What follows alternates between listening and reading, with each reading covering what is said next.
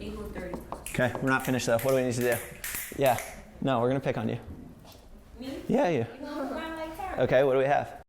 Just struck by the constant warm smile that John has on his face. Every time he cold calls, he's smiling, which says, I want you to be successful. I want you to get it. We're doing this together.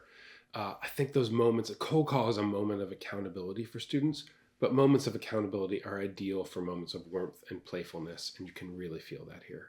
Great. So now I'm gonna look for factors of -3 that add up. No. Yeah. Factors of C that add up to B. No. Yes. No. Yes. No. Terry. Yeah, that's your equation equal to 0. Oh, so what do I need to do in order to make this equal to 0? It's like listen for both sides. Okay. Great. So we've got a really beautiful example there of cold call that keeps the class going, that keeps the pace fast. Students are always on their toes. It starts with a cold call. They're sprinkled throughout, but also it's playful and it's upbeat and it's enjoyable and everyone feels like they're working together on a team, which just reminds us that the tone, the vibe that comes with cold call is entirely within the control of the teacher.